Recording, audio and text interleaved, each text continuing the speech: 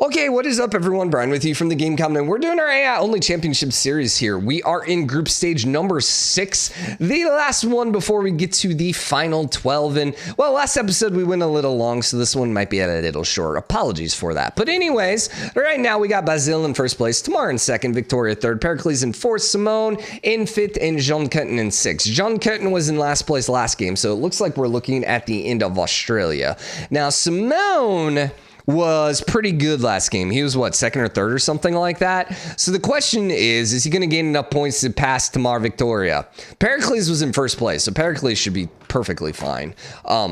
But yeah, now if we end up losing Simón, that would be kind of crazy. And honestly, it would just suck for him because he got basically ganged up on by everyone. And then last game, he had a really crap start too, but he ended up pulling out of that one. So I don't know. We will see. We got a new arrow popping out here in just a couple turns. Kotoku is popping, and Potato Palace. Yeah, see, Tamar actually has production now. She can work on some wonders. And she's slowly working her way to, no! Venice, you killed the barbarians! Why?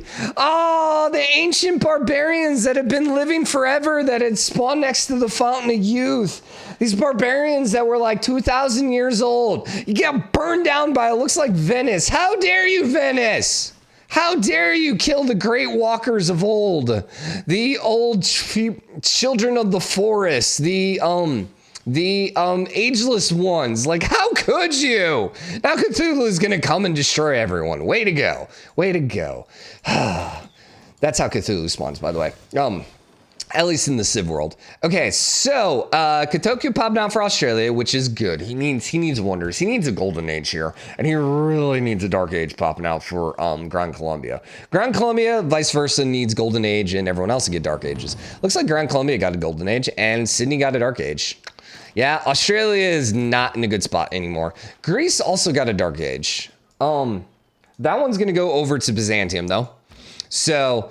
Not going to really help Gran Colombia that much, though, which is a little unfortunate. And actually, nope, he's not going to get it in time. Although that's a much better UA than Australia's. But admittedly, that's not a bad one for Australia. So kudos, buddy. Kudos. Sydney says it's going back to Australia. We'll see about that. I don't know if I believe you.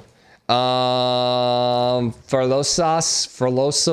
is going to Byzantium. No surprise there. So you're telling me Byzantium's taking over Greece? I mean, I guess technically it wasn't Byzantium, but you're telling me the Roman Empire is taking over Greece? Which, you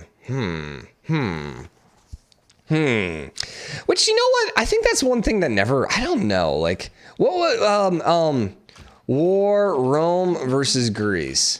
I don't ever really remember the Roman, the Pyrrhic Wars. Yeah, okay.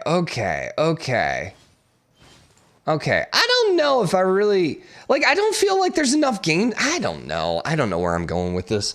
It's just like, I feel like I don't know enough about that. And that just seems like one of the coolest things, right? Like, you got a bunch of now the problem is, I think Rome just like outclassed the crap out of Greece. Like, I don't even think it was, like, it's not like Rome versus Carthage where it was kind of a bit of a back and forth affair there for a little bit. Like, I'm pretty sure Rome just like stomped Greece, right?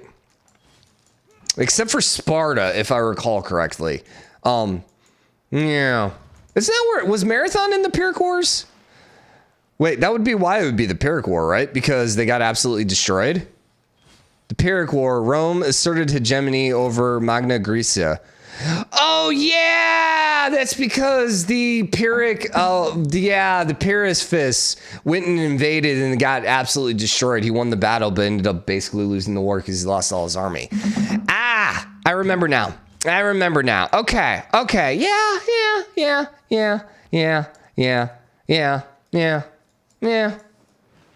Freaking Pyrrhus, man. Could have been like, I don't know. How much different would the world have been had like Greece actually maintained for a while? But then Rome would never have risen to power, probably. Was the Pyrrhic War before the Carthaginian War? Pyrrhic War was in 280-275. Carthage versus Rome. 280. That was 264. Yeah, the Punic Wars. So those actually happened first, after Rome was like the regional power then. Okay. So Rome rose to the regional power, fought Carthage, then fought Greece, conquered Greece, and then kind of started balling out of control after that. And that is Brian's History Lesson 101. That's good enough to get you a D- in class. Woot. Yeah.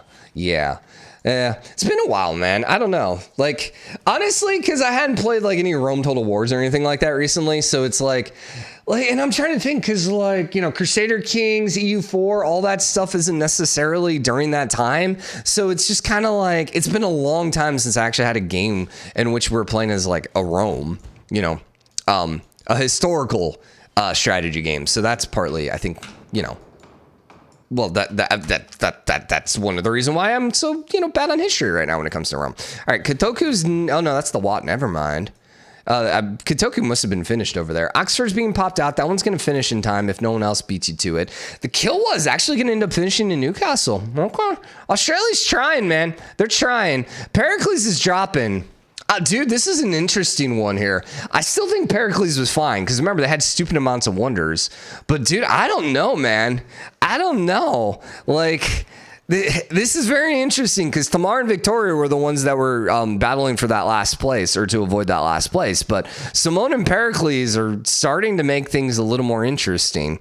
You started working on Oxford, but the Roman troops made you kind of change pass.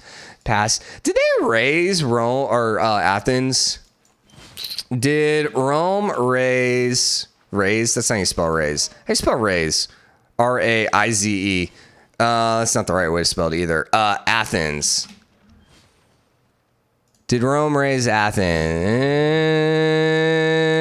Looting and destruction of the city. Although that was Corinth. History of Athens. No. Athens thus came under Roman rule. So it looks like it did get actually raided by Rome, which admittedly, that was kind of Rome's strategy. Like, that's how they funded their foreign wars is they went and, looted and then brought back the treasures.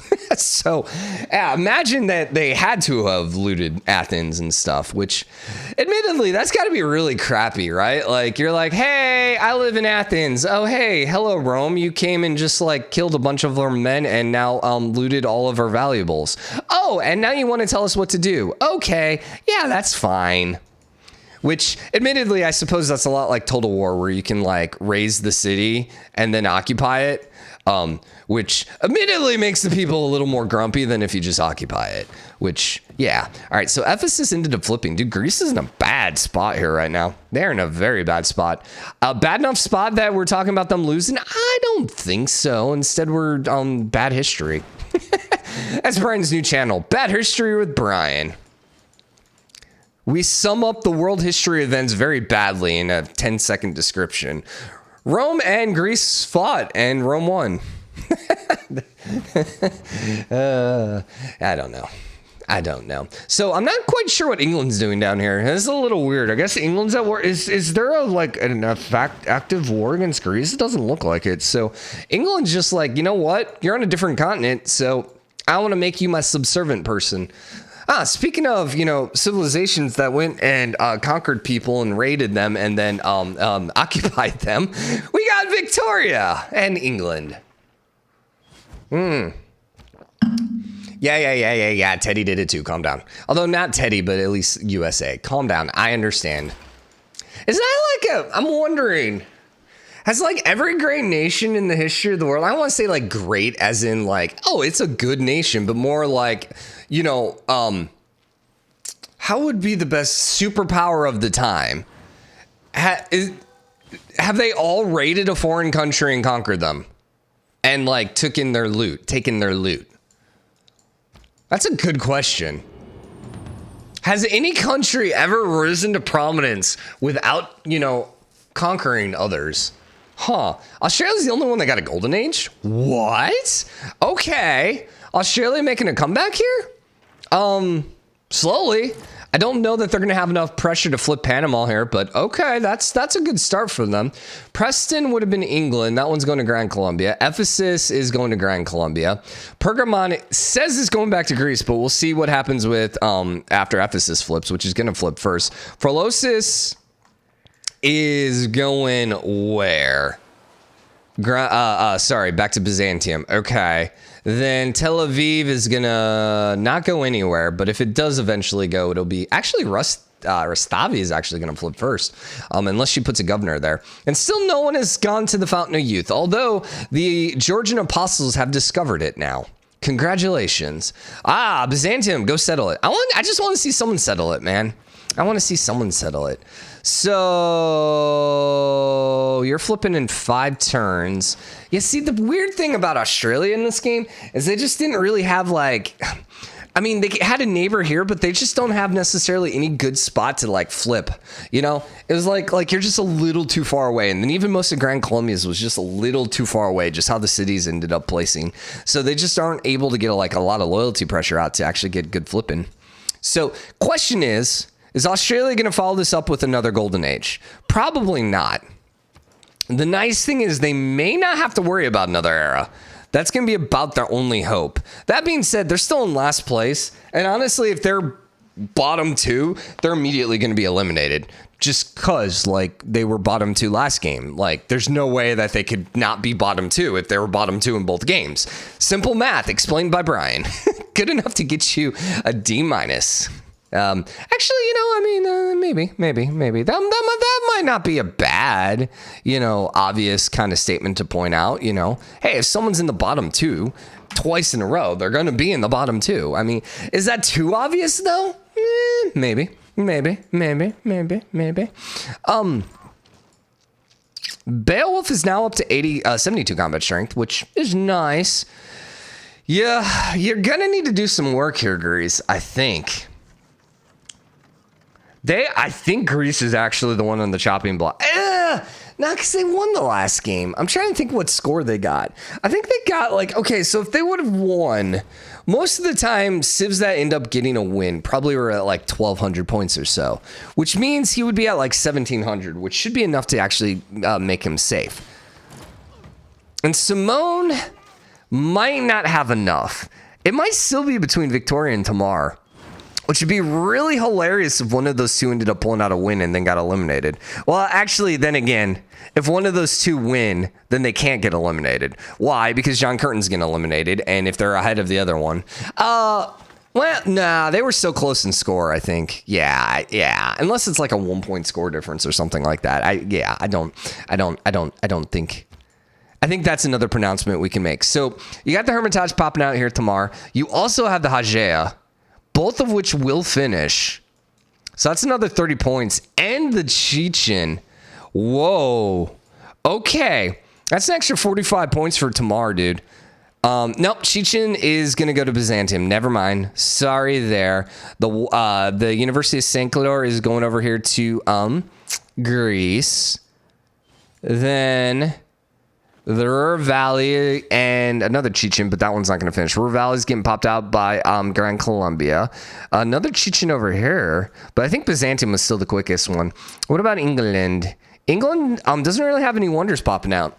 So this might actually end up being what ends up costing England then the game. As they just didn't build enough wonders this game, at least at the end of the game, whereas Georgia ended up going and just knocking out a bunch of wonders and kind of guaranteeing herself passage into the next round. I don't know. We'll see. She's got a decent lead, though, still, Victoria. She's got a 60-point lead, so if she can hold on, we shall see. Surely 60 points would be enough to keep her ahead after the first game. I don't remember what the score was, but surely 60 points would be enough. Now, I love how Australia has had a settler here for like forever. They still could go settle like there. Over here, probably not. And it looks like now you could come settle over here too with the Fountain of Youth. Byzantium didn't go settle over there, which is disappointing. Lots of religious fighting going on over there. Beowulf and Greece didn't really manage to accomplish much. So yeah, Greece is still pretty trapped here. I don't know, man. This is going to be interesting. I don't think Pericles will be eliminated. I think Simón would be eliminated before Pericles. Surely Pericles beat him by at least 100 points. Surely. I still think, though, it's going to be Tamar. I think it's Tamar and John Curtin, if I had to guess right now. If I had to guess. Tamar was in second to last, although England wasn't that far ahead. But the fact is, with England having a lead right now, you should be safe. You are actually going to finish the Oshkosh. Oshkosh Bagosh. So congratulations on that. So that's going to be good 15 points. That means you're not going to actually then end up falling behind here after the Hermitage and Hajea get finished. Okay. So back on you here. 22 turns is going to not be quick enough there. Tamar, you're going to have to work on something else a little bit quicker. She lost her Stavi as well, dude. And losing Tel Aviv also kind of, ugh. So what happens if we lose Australia and Georgia? Not that bad. I think Victoria and Georgia are the weaker two in this group, the weakest two in this group, but you're losing one good one and one bad one, which honestly, I kind of am for. Like, I've talked about this before. Like, I don't want it only to be the strongest civs. Like, it's nice to kind of have like a variety of civs in there.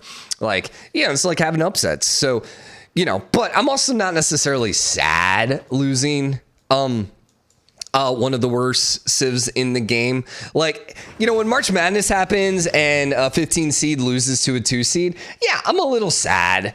Although it's somewhat expected. You know, I guess I'm more sad if they actually put up a good fight and they almost win. Ooh, Taj Mahal 8 turns. Are you going to ninja that? Oh, that was the Hajj you were building. No. So, yeah, but I think in this game, I'm probably even less like sad. I don't know. This game to me, like upsets aren't as like important, aren't as like necessarily like amazing, just because there's like so much that goes into this, you know? Basketball games, sure, like someone's sleep and all that stuff. Like there's a lot that happens behind the scenes, you know, prep work, injuries, like there's a lot of RNG that, you know, as a fan, you don't necessarily are attuned to. But even with that, I'd still say this game is still way more RNG based, which, yeah, I don't know. That's kind of the interesting thing about strategy games, right? Is you kind of, like, you need to have RNG, but you don't want to have too much RNG. Like, it's one of those weird things where it's like, because you need the RNG to keep it interesting, because if there's no RNG, then the game's just never interesting. But if you have too much RNG, then all of a sudden people get pissed off, you know? Kind of like the comments. Like, I love them. I think they're hilarious, but I know, like, tons of people absolutely hate them, because, like, yeah, admittedly, when you end up losing the game because the one town that you have that's building spaceport and finishing the spaceport and shooting off rockets gets destroyed, and then you're building another spaceport and you're shooting off another rocket in another city and then that one gets destroyed, you know, admittedly it's a little frustrating. Not that I've ever seen that happen, but okay. So Byzantium and Gran Colombia got golden ages. I don't know if that's going to make a difference though. There's not enough turns. So the only thing is Australia got whacked. And yeah, they're officially going to be dead then. Tamar then also lost the city too. It's a 3-point game. Oh my God. All right, we're not even going to look at the score. We're not even going to look at the score anymore because Tamar might just have enough gas left in the tank to just overtake England. And like I said, I remember they were pretty close. I don't remember exactly, but they seem to be pretty close. So I don't know. It's going to be interesting. We know Australia's gone. Who else? Who will be joining them on the way out? Panama's working on Panama Canal. No, but it won't finish in time. That's actually kind of a nice little intersection here because the Santa Marta as well, all the way to Preston and Caracas. Yeah, that's kind of nice, dude. If only Bogota could get in on that, but yeah, I kind of dig that. That was kind of nice little placement there. Oh, although Thessalonica is building it, but no, Panama is going to get it first. Good. I feel like if you build the wonder in Panama, you should get it like twice as quick, right? Like that should just be how it works. Oh, you're building the Panama Canal in Panama? Pfft. Yeah, there you go. Oh no, and we're actually getting a decent Petra too, man. 2 freaking incenses there, which, you know, nice, and an iron as well. Not many hills, but still. All right, we're gonna go ahead and start writing down some numbers, and we'll be back here in just a minute. Yeah, so just remember that I didn't actually put these guys in order based on the position for that first game, which, yeah, whatever, it's fine.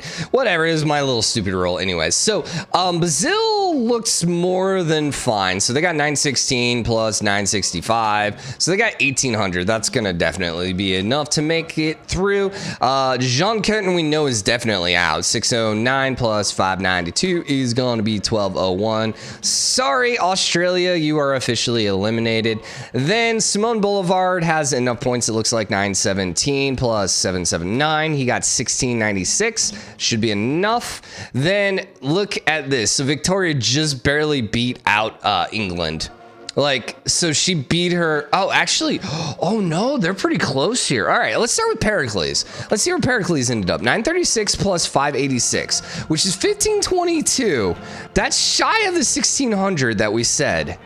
That's danger range for sure. All right, Tamar then was 684 plus 872. 1556. Oh no. Oh no! Did Greek get eliminated here after that really good first game? He won that first game. Then 668 plus 888. 1556, they tied. Holy shit. They actually tied. Seriously? 684 plus 872. 668 plus 888. They actually tied. I was like, those numbers are actually pretty close. Wow, this is so close. They actually tied. So that means Greece got eliminated then. Dude. Oh, and he actually had a lower score than Tamar. Yeah, Still, he had he had the second highest score. So to get eliminated with the second highest score is somewhat disappointing. But, oh, dude, that sucks. So Tamar and England are both moving through. So that is two of the weaker civs now moving into the final 12. So anyways, your final 12 then will be Byzantium, Georgia, England, Victoria, Gran, Colombia, Mapuche, India, Rome, Vietnam, Mongolia, Crete, Babylon, and Maya. So I don't know if we'll be back right away tomorrow with the group stage. Next week's going to be a little weird. We are getting our booster jabs, so I don't know how that's going to affect me. It's going to be, once again, because we got the...